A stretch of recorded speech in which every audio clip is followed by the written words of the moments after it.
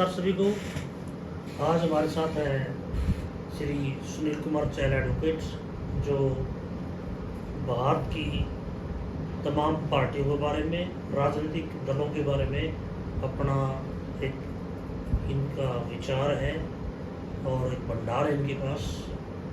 इनकी कुछ बातें बहुत बढ़िया पिछले चुनाव में है, जो लोकसभा का चुनाव था। चैल साहब, अभी लोकसभा का चुनाव जो ना संपन्न हो चुका है और प्रधानमंत्री ने शपथ ले ली। कल सभी सांसद महोदयों ने भी अपनी शपथ ले ली है। आने वाला जो वक्त होगा, खासतौर से हरियाणा में जो असेंबली चुनाव है, उसके बारे में आप किस तरीके से देखते हैं? जबकि 5 सीटें कांग्रेस ने जीती है 10 साल के बाद और 5 सीटें जो ना बीजेपी भी जीती है। आपको क्या लगता है कि आने वाला जो चुनाव है असेंबली का, जो अक्टूबर में प्रस्तावित है, क्या लगता है कि मुकाबला होगा इन दोनों पार्टियों का या कोई हंग असेंबली बन सकती है? आपका क्या व्यू इस बारे में? सबसे पहले अपेक्षा यूट्यूब देखने वाले को, सभी दर्शकों को मेरी तरफ से राम राम। आप में 4 जून को जो नतीजे आए हैं लोकसभा के, उससे अछूता हरियाणा भी नहीं रहेगा। हरियाणा में पहले ऐसी सोच थी लोगों की कि बीजेपी एक तरफा सरकार बनाएगी, लेकिन हरियाणा में 10 सीटों में से 5 सीटें बीजेपी और 5 सीटें कांग्रेस ने जीती है। और ये जो 5 सीटें कांग्रेस ने जीती है, उनका भी हौसला है जो इसे बुलंद हुआ है। और बीजेपी को भी कहीं ये लगता है कि उनकी जमीन थोड़ी बहुत हरियाणा में खिसक गई है। हरियाणा का आने वाला जो विधानसभा इलेक्शन है, उसमें सबसे पहले तो हवा नाम की तो कोई चीज देखने को मिलने वाली है नहीं, क्योंकि इस बार जो लोकसभा का इलेक्शन था वो भी बड़ा टफ इलेक्शन था, बड़े तगड़े मुकाबले थे। कोई भी कैंडिडेट जो पिछली बार 4 या 5 लाख वोटों से जीता था, ऐसी जीत कहीं से किसी भी लोकसभा क्षेत्र से हरियाणा में इस बार नहीं हुई है। सबसे बड़ी हरियाणा की राजनीति में जींद जिले का बड़ा महत्व रहता है। जींद जिला राजनीतिक रूप से फायदे में कभी नहीं रहा, लेकिन पॉलिटिकल पार्टियों की हवा बनाने में जींद जिले का अहम रोल रहा है, जो पीछे भी देखने को मिला और भविष्य में भी देखने को मिलेगा। एक प्रकार से अगर जींद जिले को हम हरियाणा की राजनीतिक राजधानी कहें तो कोई गलत बात नहीं होगी, क्योंकि यहीं से हवा बनती है। जींद जिले के लोग हैं जो अपना राजनीतिक फायदा और नुकसान ना देखकर ये हवा बनाने का काम करते हैं। जींद जिले में 5 विधानसभा क्षेत्र हैं, जो इस बार लोकसभा में 3 विधानसभा क्षेत्रों में कांग्रेस की जीत हुई है, जबकि 2 विधानसभा क्षेत्रों में बीजेपी की जीत हुई है। आने वाले समय में भी जींद जिला इलेक्शन में हवा बनाने में अहम रोल अदा करेगा, लेकिन यहाँ की कैंडिडेट पर बड़ा डिपेंड करती हैं सीटें।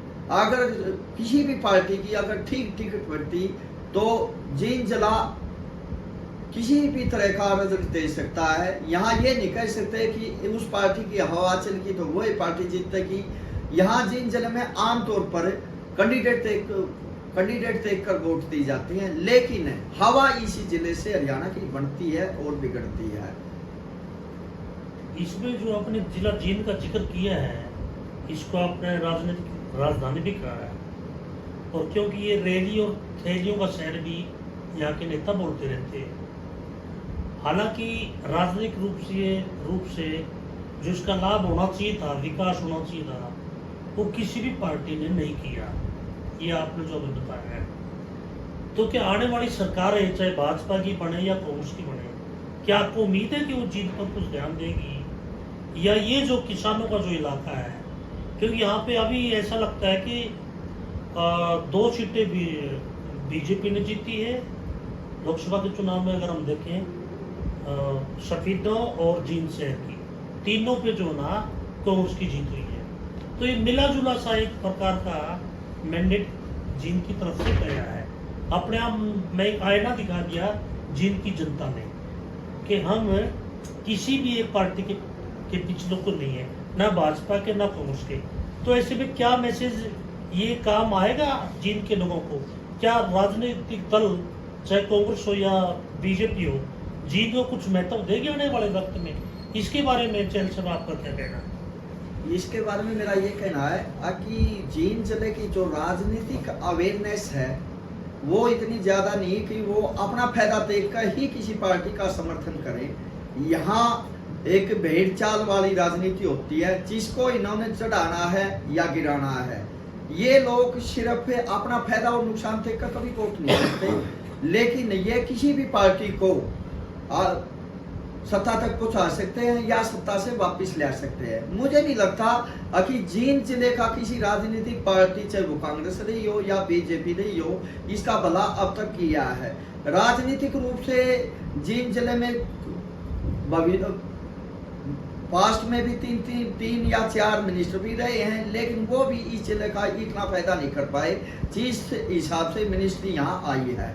और भविष्य में भी नहीं लगता मुझे कि जींद जिले का कोई ज्यादा उत्थान होगा। इसका मेन कारण जींद जिले में मुख्यमंत्री आज तक कोई नहीं बना, और मुख्यमंत्री के नाम पर जींद जिले में चाहे चौटाला हो, वीरेंद्र सिंह हो, रणदीप सुरजेवाला हो, सबने राजनीति की, लेकिन वे अपने मकसद में कामयाब नहीं हो सके।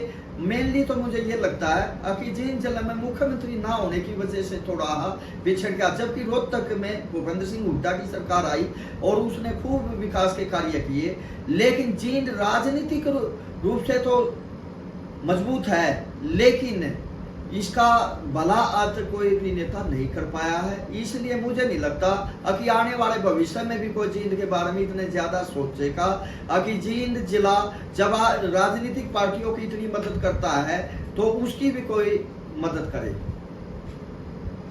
चलो साथियों, आज की चर्चा में यही काफी है। भविष्य में फिर हम कोई एक नए टॉपिक के साथ आपसे मिलेंगे। धन्यवाद। धन्यवाद।